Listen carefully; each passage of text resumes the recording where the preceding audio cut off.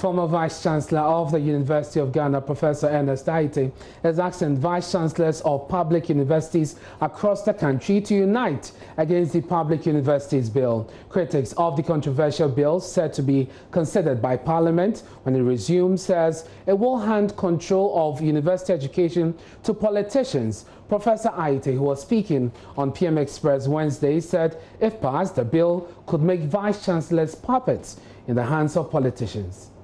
This cannot be good for university education in Ghana. This is going to leave us with a university system where there's no competition. In academia, there's something called differentiation, where universities try to distinguish themselves. And if we are all looking for a grant, we are a KNUST, UCC, UG, vying for grants. And that's what universities thrive on, grants. Being able to show the subtle differences in how we do things, that is what engenders competition. And that competition brings in their grants. It forces universities to want to improve, in order to attract grants.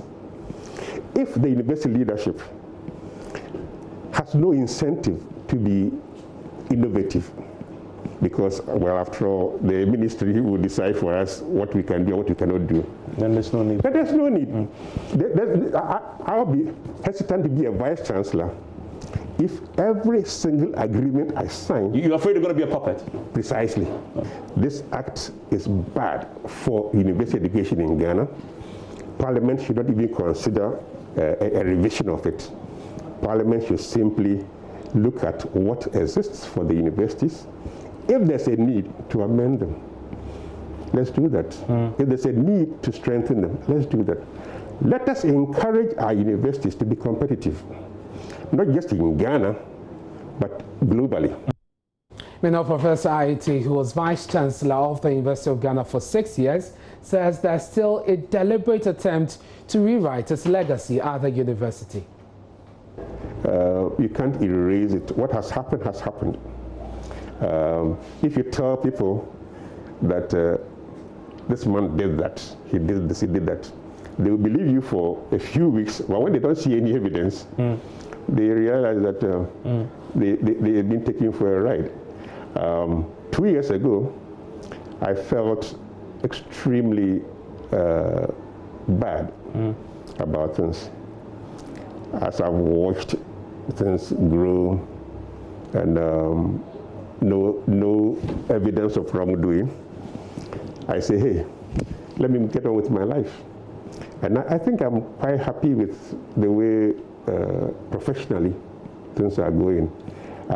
I do hope, I'm quite sure that after today's discussion, there'll be a lot of mumbling about what I've said and so on, but that's who I am. I just cannot sit down and watch things get destroyed for no good reason.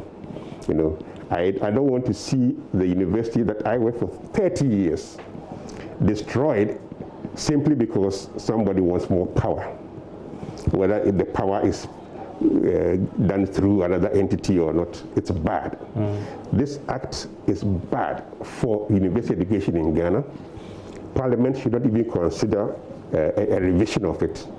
Parliament should simply look at what exists for the universities. If there's a need to amend them, let's do that. If there's a need to strengthen them, let's do that. Let us encourage our universities to be competitive, not just in Ghana, but globally.